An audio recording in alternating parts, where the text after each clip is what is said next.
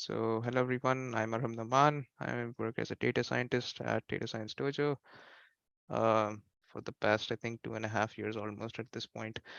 Um, so Nathan mentioned the code repository and the data set. Those should be fine to share right now.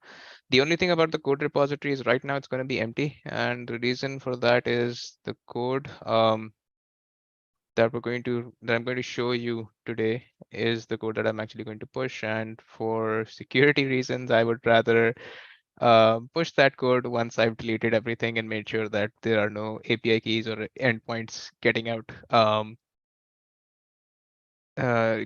into the wild, right? Just to be safe. I've tried to do my due diligence, but just to be safe, I would rather delete everything and then push that code. So you can expect to see that. I would say maybe like check back an hour after the stream has ended. I'll have it updated by then. For now, the repository is going to be empty. You can just take a look at the link and check back in an hour. But with that said, let's actually go ahead and get started with the topic for today. So we're going to be talking about how you can actually use something called AutoML, and we're actually going to be using it inside Azure ML. Um, so um, this is what the agenda for the session is going to look like. I'm going to talk about what you can expect from the session. We're going to talk about, for those of you who don't know, we're going to talk about Azure ML and AutoML, and we'll talk about when you can use these services and why you should actually use these services. And then finally, I'm going to show you an example of how you can use AutoML inside Azure ML. Okay, so before we begin, even though I will be going through the code live in the session, I don't expect you to actually um, sort of follow along. It's not easy to actually follow along. It's not easy for me to write this code from scratch because as you'll see, most of this you can't really memorize most of the code because it's just a bunch of parameter names that you have to remember. So it's not really productive for me to write that from scratch. So don't worry about following along. If you're here live, just feel free to just listen in, just look at what's happening. And then once you're done with the session, if you want to follow along, if you're looking at this as a recorded video rather than live, if you do want to follow along, what you can do is go to aka.ms/free, and that will help you create an Azure account. You do get a bunch of free credits. I think it was around $100 last time I checked. So you do get some free credits and you can use those to follow along. They should be more than enough to get through the resources that we're going to create today. Yeah. If you're a student, there's also a student offer, I believe, where you can create the free account, but you don't need to add a credit card to it. So I don't know how you get that. I think you need a domain with a .edu domain with your email address. So you can check that out as well. The code that I'll be showing you, um, the link to the repository. So Nathan's, I'll put that in the chat. I can see that it's in the chat, but right now it's empty and that's intentional. Don't worry about it. You're not at the wrong place. Check back like maybe an hour after the stream is ended and uh, the code will be there, right? I just need to make sure that the resources are deleted. I don't want our cloud build to go up after this session. Okay, so um, who is this session for, or what can you sort of expect from this session? So if you have some experience with AI and machine learning and you're looking to actually get started with working on cloud resources, um, this session is going to be useful for you. I'm not going to talk a lot about the AI/ML algorithms or the AI/ML techniques that are going on in the background. AutoML has a way of sort of abstracting that away from you. If you're someone who's looking to get started with cloud platforms in general, this session is useful for you as well. If you are someone who is a complete beginner who has no idea about AI, machine learning, or AutoML, you can still get value from this session because you will understand some of the fundamental ideas that are key to working with these sort of resources, right? If you're someone who's seasoned with AI, ML, and you're seasoned with using cloud platforms, perhaps this session is not for you. I'm going to be sticking to a fairly beginner friendly approach. Just to help people who are getting started using these technologies. So, just to set that expectation before, um, just to, make sure we're on the same page. Okay, with that said, So what is Azure ML and what is AutoML? Azure ML, if you haven't heard of it, it's a cloud-based platform for building, deploying, and managing your machine learning models. Um, and AutoML is a feature of Azure ML that sort of helps you automate the process of um, creating and fine-tuning your machine learning models, right? So normally the question that people getting started, and even myself included, had is, well, why do I want to use these tools? Why don't I just use my local machine? Why do I really care about these tools? The thing is, most machine learning models that matter today have scaled past the point where you can sort of work on your local machine, right?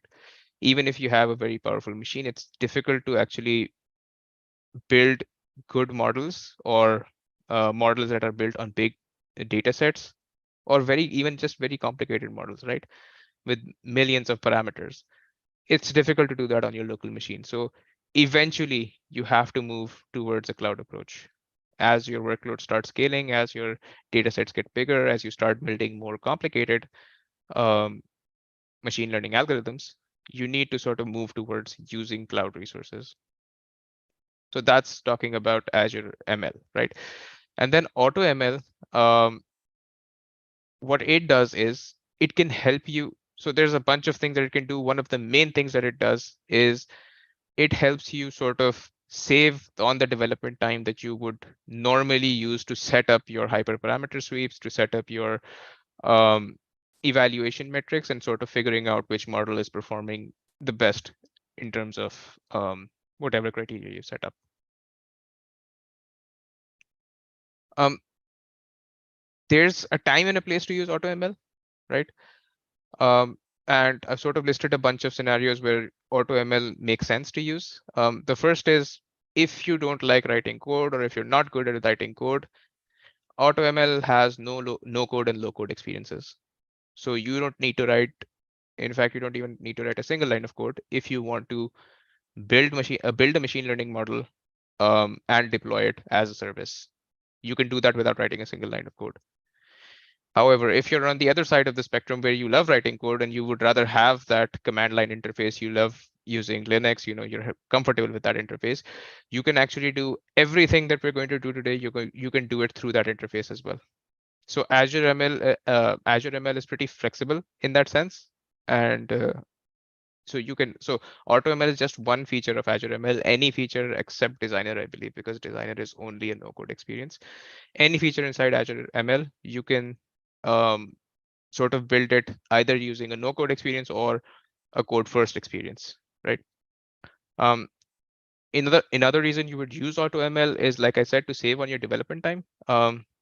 If you don't like to write the code, or if you're feeling too lazy to write the code that you would normally need to set up your hyperparameter sweeps or test different algorithms on the same data set, and evaluate them as well. If you don't want to write that code, or if you don't have the time to write that code, you can actually just give it to AutoML and it'll do all of that for you. You don't need to worry about doing those things. Um, and from a business standpoint, if your use case is general enough, and what do I mean by general enough? So there are these scenarios or these situations where machine learning has solved that sort of problem very well in the past, right? So things like forecasting sales, things like predicting the prices of used cars, things like predicting the price of um, houses, right? So, or property rather. So these scenarios have already been worked on and are well known in the past, right? So if your scenario is similar to something that has been very well documented in the past, AutoML is going to give you a very good result, right? And then finally, even if you're working on something that's novel, right? You have this really unique use case that hasn't been worked on before, and you can't find any code for it. AutoML can provide you a good starting point. So it will test multiple algorithms on your data set, and it can provide you sort of this starting point or this guideline as to, hey, this type of algorithm works really well for this kind of problem. And then you can sort of take that and get started on developing perhaps your own novel algorithm. Um, so I'm going to move on to the Azure portal side of things, and we're going to actually look at how you can do this, how you can use AutoML hands-on. If there are any questions about anything that I've talked about, now is a good time to ask. Yeah. We are good for right now, but I'll interrupt you if any come in. Awesome. I need to stop my screen share for a moment. Okay. So what you're going to do is you're going to go to portal.azure.com. It's going to give you a sign-in screen, but because I'm already signed in, it might not give me that screen. Yep. Nathan, is this readable? Just let me know. If you could zoom, I think you should zoom in a little. Is that better? That's better. Yep. Okay. And we did have a question come in. What are the AWS counterparts to Azure ML and AutoML? This person's assuming SageMaker, but I don't know if you have any insight on that because I know you use Azure, not necessarily AWS. That's an excellent question. Maybe, yeah, I'll have to take a look at it. It looks like SageMaker is the alternative. I'll have to take a look at it. Again, yeah, I work primarily with Azure, so I'm not familiar with what it would be called in AWS, but I'm pretty sure there is a equivalent service in AWS and in GCP as well. Okay. Anything else, Nathan?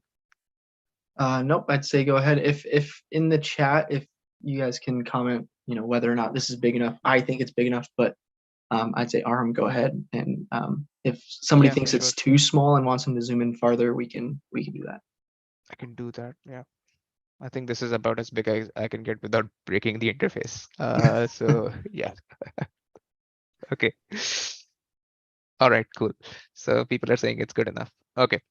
So again, if you don't have an Azure account, don't worry. I'm just showing you how you would set up the resources for actually following along in the future. Okay, so what you would do is you would go to create a resource once you have your Azure account. It'll bring you to this page where you can see different sorts of services that you can deploy in Azure. In this case, what we are interested in is machine learning. And you want the one that says Azure Machine Learning. And once you do that, it's this first one with this Azure Machine Learning logo. If you go ahead and click on it, it'll give you this option to create. There should be only one plan. Yeah. So it'll give you this option to create. You can click on create. Okay.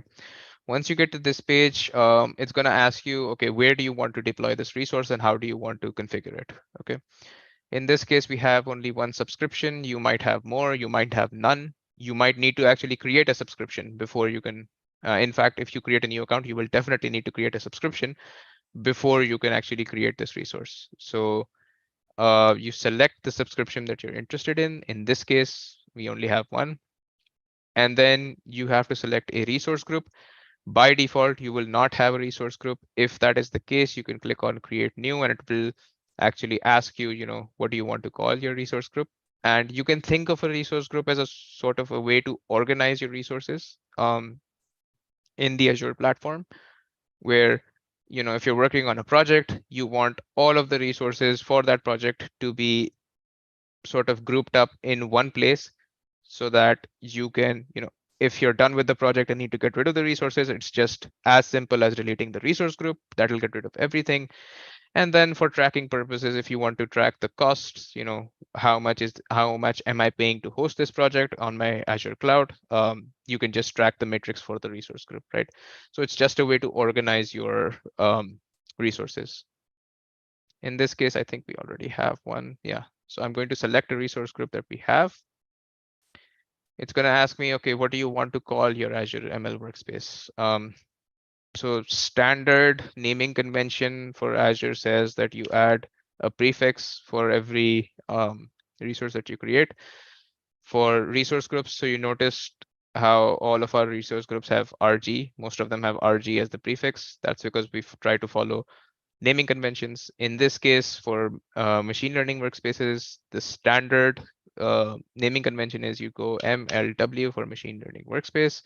You give a hyphen and then you give it some meaning, something that gives it meaning, a meaningful name. In this case, let's say, because this is an AutoML and webinar, and normally you can add a dev or prod sort of at the end as well. And if you're creating multiple, maybe you want to do dev 001 if you need um, multiple resources. There's a question, will you be sharing the link of the recorded session? The recorded session is going to be up on YouTube, and I believe, yes, we do share a link. Maybe Nathan can confirm that in the chat. Okay, so you've named your resource. The next thing you do is select which region you want to deploy in. For Azure, so there are some Azure services and resources that aren't available in some regions. I don't think that's a restriction for Azure ML. I'm sure, I think it's available in every region, but you would have to check.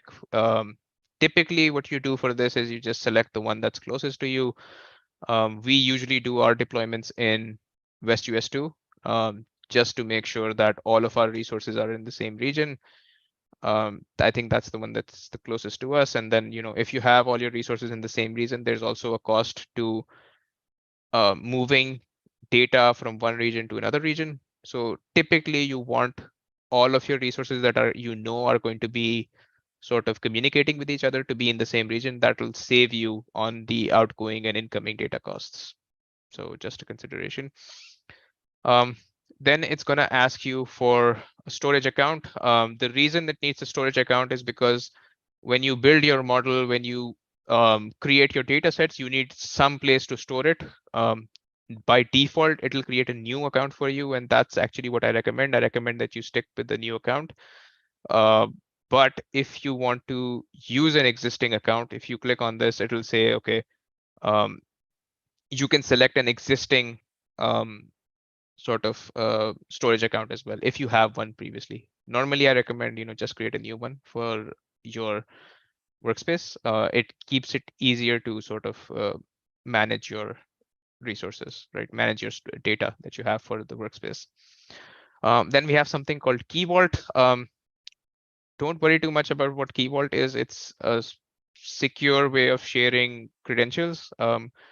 You don't need to worry about that for this session, but it is good practice to use Key Vault rather than copying and pasting API keys inside your code. It's a good idea to put it inside a Key Vault and then sort of invoke it from the Key Vault rather than copying and pasting it as plain text inside your code. And then finally, there's application insights. This is for monitoring. This is for things like if your endpoint goes down or your model runs into some problems. If you set up a pipeline and your model is not model runs into an error while training. This is where application insights will sort of you can set up alerts. You can set up metrics to monitor. Like if my traffic goes up, if my traffic to my web service is using like 90% of the compute resource, then send me an email. Let me know that there's high usage on your resource. You might want to provision a higher compute or something like that. And then finally, there's container registry. Um, by default, it is none, and I'd recommend that you leave it at none if you don't plan to use it. If you know that you don't plan to use it, what this is sort of a place where your built models, you can deploy them as containers, right? For those of you who know what containers are, for who don't know what containers are, they're sort of, you can think about this as a sort of packaging up your model and the environment that it was built in so that it can quickly be deployed in any place that supports container deployment, right? By default, just leave it at none. If you need to create it, you can create it inside Azure ML once you have built your model and know that you do need it. Okay. You can click on next. Okay. By default, I recommend you enable public access. If you're planning on, so for most cases, you will need to enable public access. If you plan on launching a web service from this workspace, you will need to enable public access to make sure that you can actually call this service from outside the Azure environment. But if you're working on something sensitive, if you're working on something that needs to that should not be going out of your Azure environment, You can disable public access, and you can create these things called private endpoints. These will only work on selected, so you have to whitelist the IP addresses and the networks that are sort of allowed to access this resource, right? Um, it's good practice to set this up, but if you don't need it, leave it at public access, because it will make it easier for you to call this model from a REST API or um, integrate it inside your applications. We have the advanced tag, and I would recommend you leave everything here as it is. Uh, it's called advanced for a reason. Most of this you don't need to mess with for right now. Just leave this as it is. Yeah, just leave this as it is. The next tab is called tags. This is again just good practice. So for example, we have a bunch of standard tags, and you see as soon as I went to the name, it gave me some suggested tags. We have these standard practices. So for example, if anyone creates a resource, they need to fill out this created by, and I can put my name. Yeah, I'm the one who created it. You need to put an end date as to when this will be over. So I think that's the correct date. Yeah, and so on. We have multiple tags that we use to sort of, and this is for tracking your resources, right? If you want to figure out, okay, is one user creating too many resources, or is one project using a lot of resources? What's the cost per project? So that's why you have these tags. It makes it easier to sort of sort through and track your resources that you create on Azure. And then finally, you'll have the review and create. It'll run a validation. It'll check, does everything look right? Does it look like I can deploy this resource? And then once it's done with the validation, it'll say, yeah, we're good to go, and you can click on create, and it should be done. Yeah. So it checked everything. It checked everything that we just set up. It said, okay, everything looks good. And if you click on create, it'll start initializing the deployment. This will take maybe 5 minutes because it needs to spin up a bunch of resources. Yeah, and it'll take you to a new page shortly.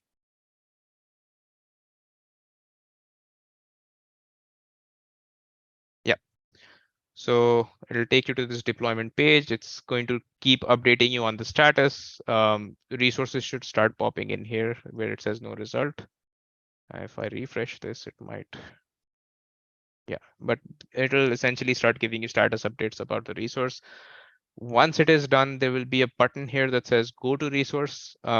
Because this takes a bunch of time, I've already deployed. Yeah, so it's giving you the update for each resource, and it's telling you what the resource is, and it's telling you the status for each resource. So once it is done, it will give you a blue colored button somewhere here above give feedback that says go to resource. So, and in fact, it might be done already. Yeah. So once it does that, click on go to resource. I'm going to skip over this one. So I already have a machine learning workspace deployed, because these things take time and we have limited time. So I've already gone and deployed a machine learning workspace. So I think it's this one. Yeah. So once you click on go to resource, it'll open up this page. Okay. And this has a lot of useful things. So um, it gives you a lot of useful things that you can use to sort of refer to this resource if you want to use other ways of accessing it. So the way that we're going to be doing it right now, we're going to be using the Azure ML Studio, right? You don't have to use the Azure ML Studio. You can do this inside VS Code. And if you intend on working with Azure, with the Azure platform, I would highly recommend that you use VS Code, because it integrates very nicely with Azure, and it makes things a lot easier to work with. So I would highly recommend that you just use VS Code if you need to pick a code editor to work with Azure. Um, so all of these things that I'm showing on screen right now, don't show them to anyone else, right? I will delete this resource as soon as the session ends. So you typically do not want to show these things to anyone, right? They can access your resource and they can start using your resource, and it will start charging you, because these are compute resources, they charge you per execution, like the time that you execute on these resources. So if someone else starts using these resources, it'll be bad for you, right? There's a bunch of things on the left that you can set up. So for example, you have access control, like this is a pretty important one, where if you want to restrict access to this resources or grant people limited access to this resources, things like, okay, you can view this resource, but you cannot make any changes in this resource, or you can make changes in this resource, but no other resource in this resource group, things like that. You can control this from this tab. Um, and then there's other things that you can go over, which we don't have the time to go over actually right now. One useful thing here is this download config.json, and I'll talk about um, what this does when we go to the Azure ML Studio. But if you scroll down here, there's this blue button that says Launch Studio. You can go ahead and click on it, and it will bring you to this interface. Now, your interface is going to look slightly different because I have already, like I said, running an AutoML job takes time. And because we're short on time, the training the model takes like half an hour. So I don't want to just be running code for half an hour. Okay, sorry, I can make this bigger. Yeah. So I don't want to be waiting for an AutoML run to complete for half an hour. So in the interest of time, um, I've already ran a AutoML experiment, and I'm going to show you what the code for that looks like. And then I'm also going to show you some other ways to interact with this interface. Okay, Harry wants it down one size. Is that better? Okay, I think this is better. All right, thank you for the feedback, Harry. Okay, so there's a bunch of things here on this left ribbon, and we'll talk about them. One important thing is if I were to go on the top right here, actually, let's talk about that in a while. So those of you who've worked with Python or Jupyter notebooks, if you go to this tab that says notebooks, you will get an interface that is very similar. In fact, it's the exact same, pretty much the exact same as the Jupyter environment, right? If I click on this plus here, I can create a new file. I can call it, oops.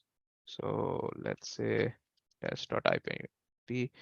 Not really great naming convention, but it'll have to do for now. I can click on create, and it will create a new notebook for me. Okay.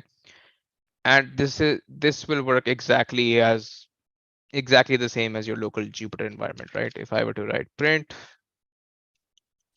hello world and shift enter to run it, it works exactly the same as your local Jupyter environment. So one thing that you will need to do before you can run any code is you will need to create a compute resource, right? So how do you create a compute resource? So the way that you do that is you go to this tab on the bottom with the computer, and if you hover over it, it should say compute. And if you go here, you'll see that I already have one compute created and it's already running. But if you wanted to create a resource, so you have multiple options, right? You can create a compute instance, you can create a compute cluster, and then you can create a Kubernetes cluster. Okay, you can create a Kubernetes cluster, and then you can also, if you have a virtual machine somewhere set up and you want to attach that as a compute, you can do that as well. Or if you have a data compute inside Databricks and you want to attach that as a compute, you can do that as well. So it's pretty flexible on what you can do. For most development, or if you're testing things out, if you're just sort of playing around with Azure ML, I would recommend that you create a compute instance, not a compute cluster. So what a compute cluster is, it's like multiple computers talking to each other, right? So your machine learning model or your whatever code that you run, it's not run on one computer, it's distributed across multiple computers. For playing around with it, for developing, if you're just practicing, you don't really need a compute cluster. It's sort of overkill. So just go ahead with a compute instance, which is just one sort of computer running your code instead of multiple. So we have a question that says, can you repeat what you said about Databricks on Azure ML? Yes. So if you want to attach a Databricks compute resource, you could go to this attach compute, and I've never actually done this before. Yeah. So it gives you the option to attach a Azure Databricks compute, and you can use that to execute your code inside Azure ML as well. Databricks also has other integrations with Azure ML. You can train a model in Databricks and deploy it on Azure ML. That's one of the things that I've been doing recently. It's pretty cool. Um, but um, so yeah, but you can also use the compute that you have inside your Databricks to run your code in Azure ML. We have a question from Harry. Is everything in here in Azure ML Studio still under the same resource group? Yes. So because we created all of those resources inside that resource group, when we deployed our machine learning resource, everything here is going to be inside that same resource group. It's going to be tracked under the same resource group as well. Okay, so if you want to create a compute, what you would do is click on this plus sign that says new. And then it's going to ask you for a name. Typically, you give it a meaningful name like, I don't know, AutoML webinar 001. Okay, yeah. So something like that, right? Give it a meaningful name. One thing to note about these compute resources is that they are not shared by default. So if you create it with your account and you share your Azure ML workspace with someone else, by default, they won't be able to use this compute resource. The way that you get around that is you create something called a shared compute. I've never actually had to create it, so I don't know how the process for that goes. But if you want to share this compute resource with multiple users, you would need to create a shared compute resource. The location is going to be fixed because this is going to be the same location as our resource group. So we chose West US2, and this is going to be deployed in West US2. Then you need to select the virtual machine type. You can go for a CPU compute or you can go for a GPU compute. GPU compute typically for heavier workloads or workloads that actually leverage GPUs. I believe, yeah, I believe pretty much all of these GPUs are going to be NVIDIA GPUs. So you can leverage CUDA capability. Actually, only you would have to. So if you want to use CUDA, you need to check the tier if it supports CUDA. So let me go back to CPU. Yeah. So when I go down here, you see it has this name, right? For your, if you want to play around with it, you can go with the cheapest compute, and I believe this is the cheapest compute, right? It'll tell you the cost. It's like 10 cents an hour. There are cheaper ones, but we don't have the quota for those resources, so that's fine. So just go with the cheapest one, whatever the cheapest one is available for you. It should be good enough to execute your code. However, if you know that there are some features that you will need, what you would do is then you'll have to look up the compute names. You would have to look up the list of compute available in Azure ML, and you would have to check if that supports the features that you want. One example that I just gave is, if you want to use CUDA, not all tiers of the GPU compute support CUDA. So you would have to actually check which one supports the features that you want. And you can actually see the difference in the GPU pricing versus the CPU pricing. Several magnitudes higher than the CPU compute. Okay, so let's just go with the cheapest one.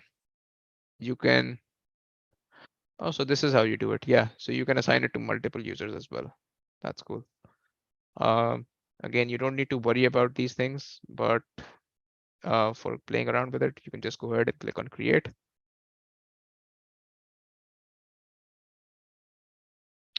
I assume that a compute instance created in Azure ML Studio shows up in your overall Azure resources for the associated subscription, right?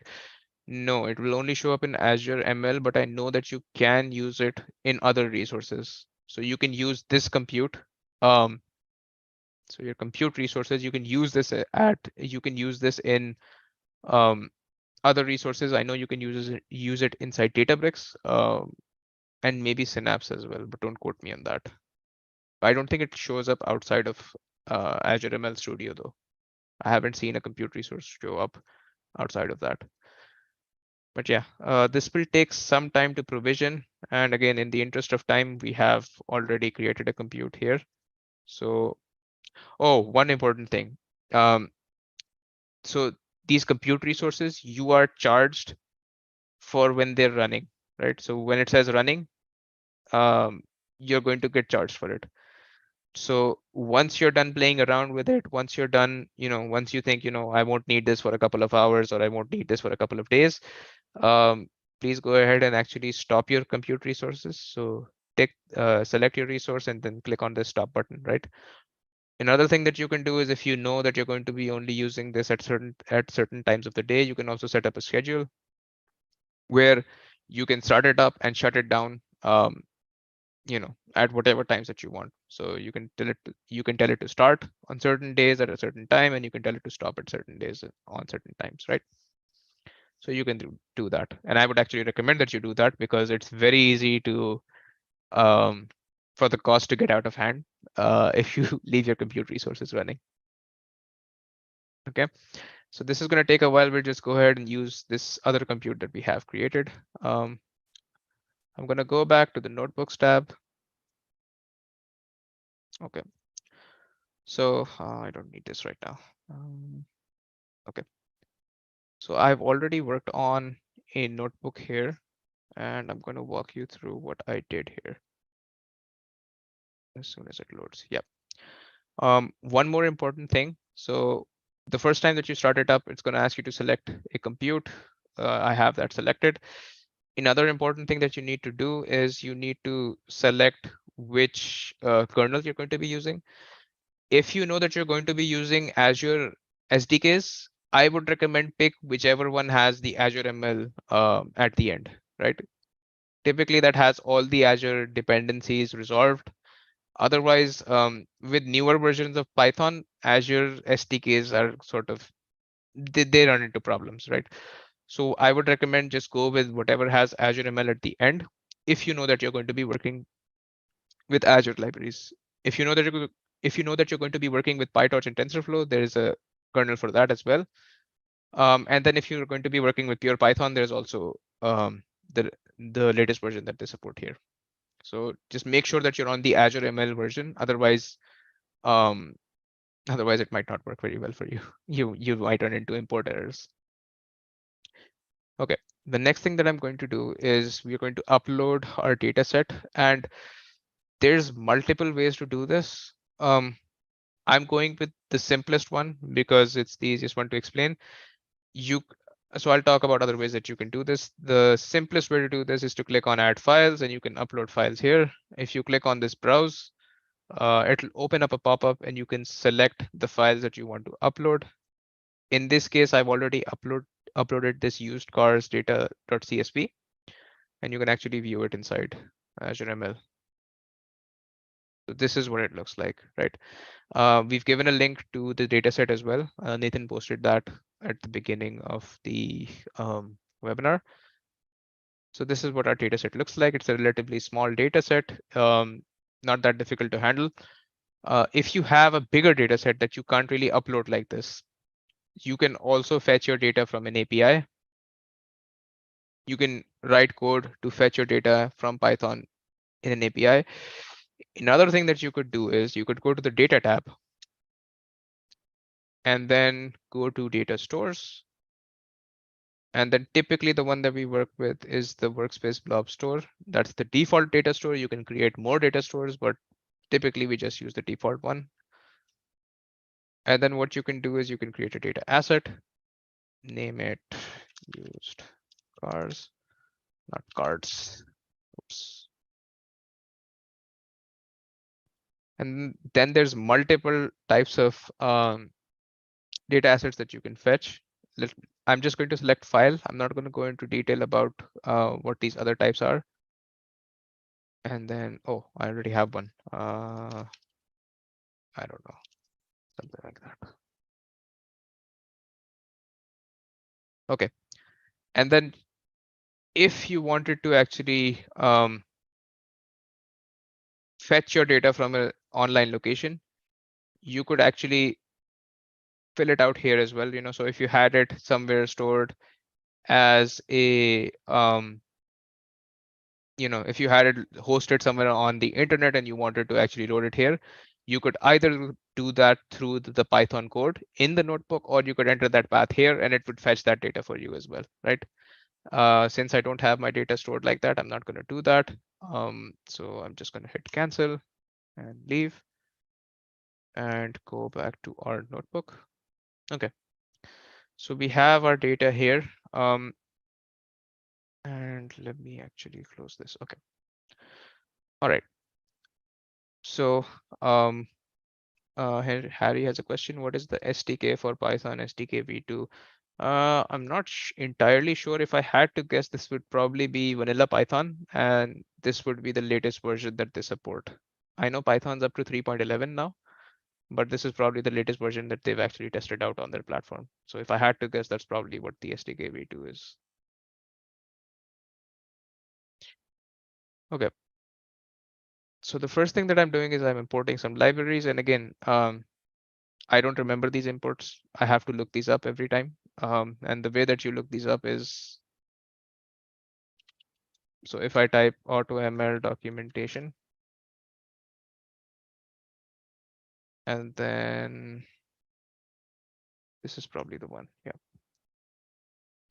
So I can go to the AutoML documentation.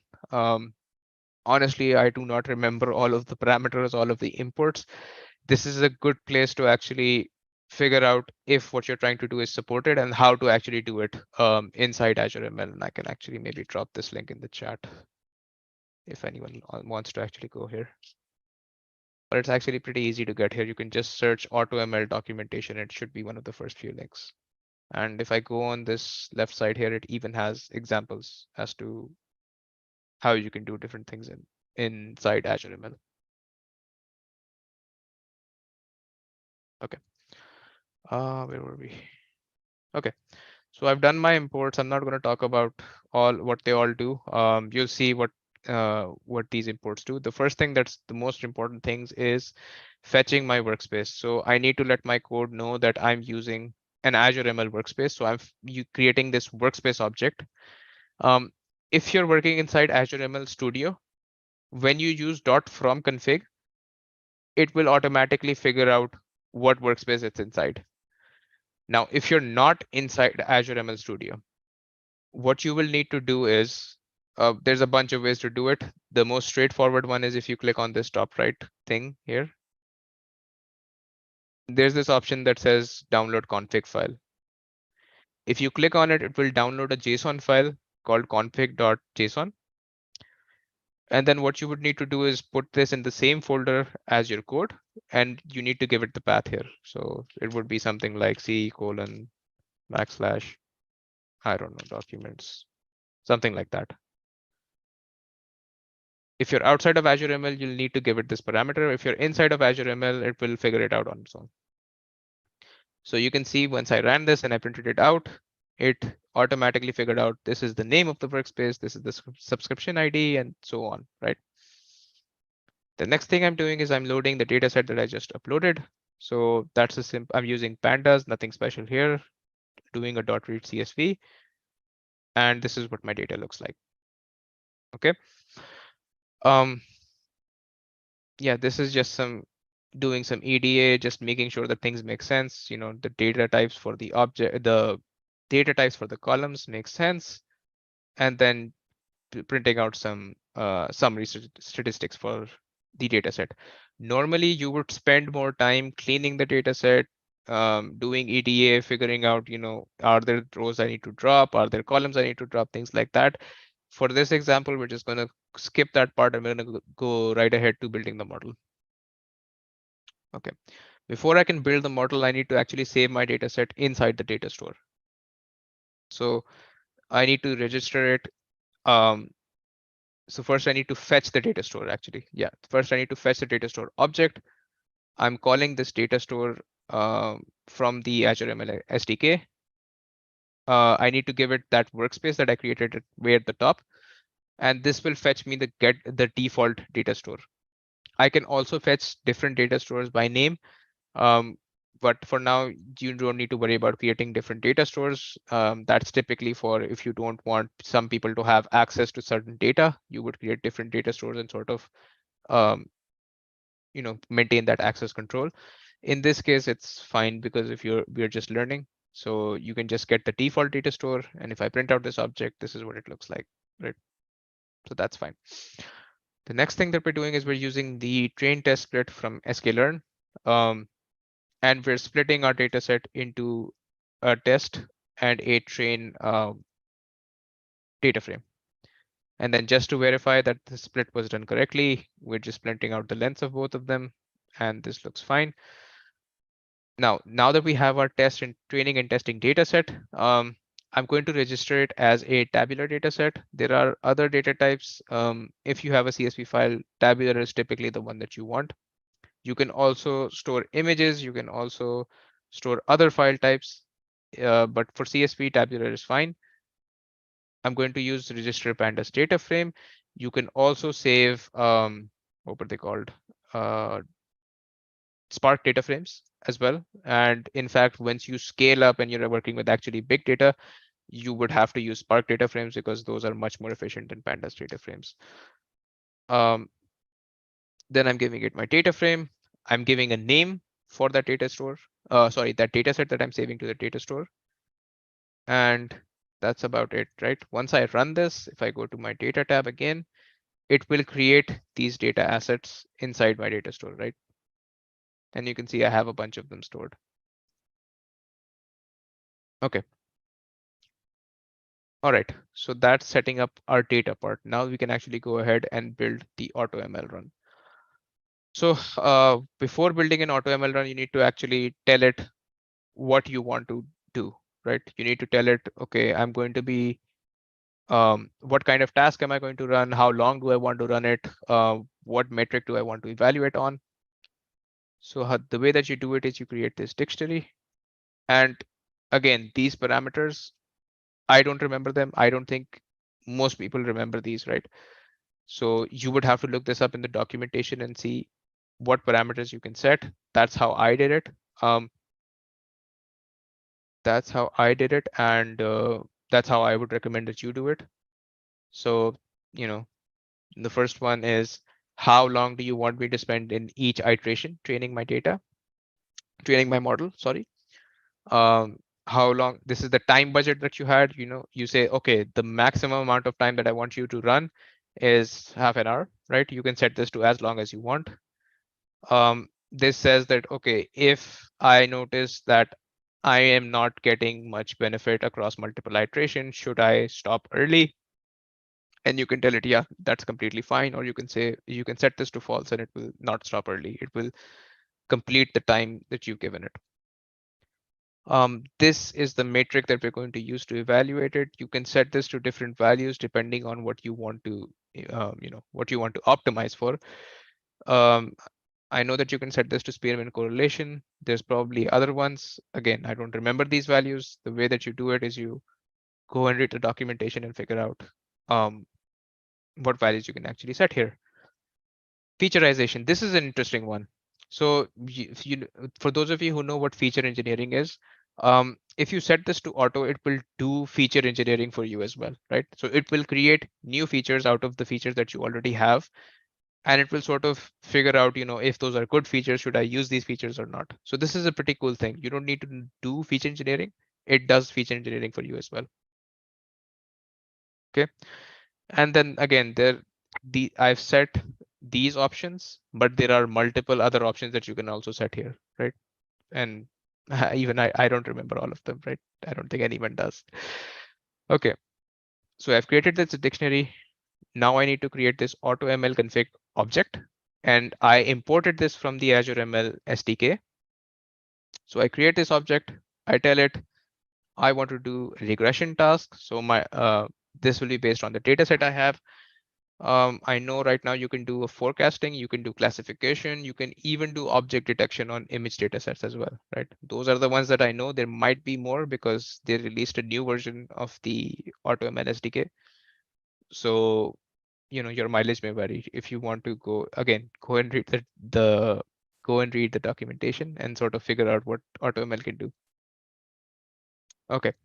Finally, once I have my config built, I can create an experiment, give it the workspace, and this is the name that I want to give to the experiment.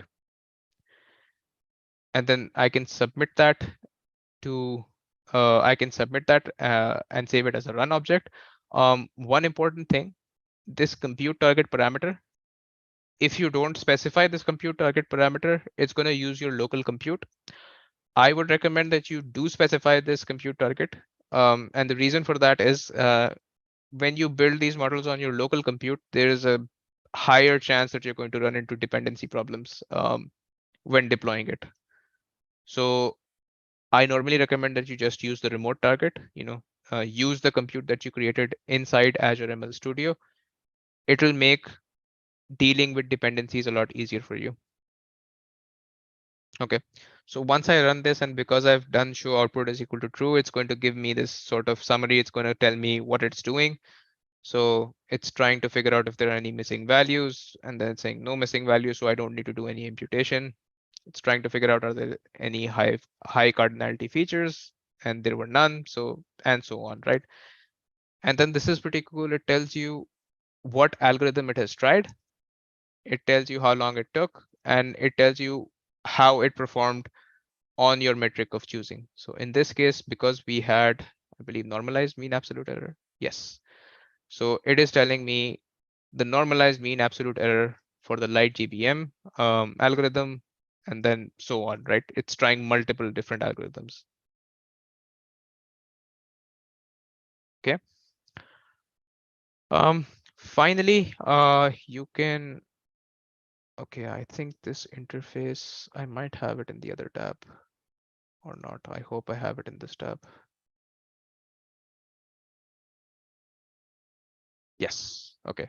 So I ran this before. Once you, if you want to see detailed metrics about your run, you can show this run details thing, and you can actually, so if I click on this, it'll open up this pop-up and it's telling me, how did it actually perform? You can get metrics for different algorithms, as detailed as you want. And you can also get this really nice graph where you can see the normalized mean absolute error across different runs. If you want to see different metrics, you can also do that. You can see the mean absolute error across different runs and so on, right? This is this really nice interactive interface that you can play around with and figure out. There's also another interface here. If you go to jobs, you can, so you see this experiment that we created. If you click on it, and it'll show you different runs of that experiment. These names are automatically generated, so that's why things like Neat Sugar, Brave Peach, things like that, these are automatically generated. So I can click on a run, and then if I go to, so there's some interesting things here, but the most interesting thing is if you go to models, you can actually see the different models that it tried. You can see how it performs on your metric of choice. And you can also view explanations for your model. And this is pretty cool. It'll actually tell you feature importance and things like that. So if I click on that, it'll take a while. Yep. So it's telling you, hey, if you were interested in predicting the price of a used car, the most important feature for this algorithm is the gearbox. The next most important is the year that it was made. And then after that, the engine and the brand, and you can add it, you can keep increasing this, top 8 features by their importance. Okay. So this gives you some clue as to, if you wanted to build a machine learning model, what features should you use? Another cool thing here is if you click on view generated code, it'll take a while, but it'll open up this file where, let's say you figured out this class of algorithms performs really well on my model. So the next time I run it, I really don't want to I don't want to try other algorithms. I just want to build upon this algorithm, right? So it gives you the code for running that algorithm. And this is running it inside the cloud, not on your local machine. But if you want to run that algorithm again, it will actually give you code for you to actually run that same algorithm, and you can actually tweak it here as well. So, you have this starting point where you can actually tweak this according to your liking and play around with it. One more cool thing, if I go back to jobs and models, and I go back to the top one. So one more cool thing is, let's say you have this model, but you want to use this model somewhere else. Like you want to deploy it, but not inside Azure ML. In that case, it should be. There used to be a download option. Yeah, there we go. So you have this model.pickle file, and this is essentially your model, right? It's the parameters that your model has learned. If you click on these three dots, it'll give you the option to download, and then you can deploy this model anywhere that you want. Okay. If you want to deploy it inside Azure ML, you can. So again, you can deploy it through code as well. I'm going to show you the no code way of doing it because it's easier to understand. But the same way that we built a model using code, you can deploy a model using code as well. And the way that you do it is you click on deploy. You have the option of a real-time endpoint and as a web service. I'm going to go with the web service because we don't have the quota for a real-time endpoint, I believe. So give it a name, AutoML webinar, right? Okay, so you have the option between a Kubernetes compute and a container instance. Again, Kubernetes is a cluster. Container instance is just one instance. What I would say is just go with the container instance if you're playing around with it. If you know that you're going to need a cluster, then only then go within the Kubernetes compute, right? So go with the container instance. You can enable authentication, if you want to set up keys so that random people can't use your code, your endpoint, right? And cost you money, you can enable that as well. And then if you click on deploy, it should start the deployment. Yeah, so it started the deployment in action. If I go to the endpoints tab, there should be a new, yeah. So I can see my model that I've deployed here. It'll take a while. This takes like maybe 5-10 minutes to deploy. And I've actually created an old another deployment before this session just to show what it looks like. So this is what it looks like. And if I want to consume it, it even gives me, so this is the endpoint. You can call this endpoint, give it a JSON file, which has the data in the same format that we trained our model, and it will send you a price prediction. Okay. If you want the code for that, you can even click on this, it'll give you the code in C#, in Python, in R. And in fact, you can just copy this code and I can go back to notebooks. If we create a new notebook, let's just name it untitled.ipynb.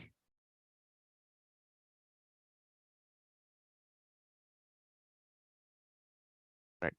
So I can paste this code here. Right now it's going to return me garbage because it's set to example value, but I can go ahead and run this and it does give me a prediction for the price. Now this is obviously a garbage prediction because these are not actual values, but you can play around with this. You can set these values to actual values and you can see how the prediction changes. And I'm just going to go ahead and close this. Okay. But yeah, that is about it. I think we're a little bit over time. We have a question in the, yeah. So can this be done in a Jupyter notebook easily too? Nathan, I think there's an echo from your end. Yeah, thank you. So, so we have a question. Can this be done in a Jupyter notebook easily too? Yes, there are libraries that allow you to do AutoML locally. I haven't played around with it, so I can't comment on the ease of it. But I would assume that there's a way to do it. If you're talking about just using your local environment, like I said, you can hook this up to VS Code and work in that environment. In fact, if you want to, if you're, if you really want to work on Jupyter, so you can go ahead and click on this Jupyter, and if what it will do is it will open up a Jupyter environment inside your compute, and then you can work on it here as well. It will work exactly the same way as your notebook, using the compute from Azure ML. Okay, I think we're over time. Nathan, are there any more questions? That's about it from my side. Okay, perfect. I'm not seeing any more questions, so I think we can wrap up. Thank you, Arham, and thank you everyone for joining. I'm just going to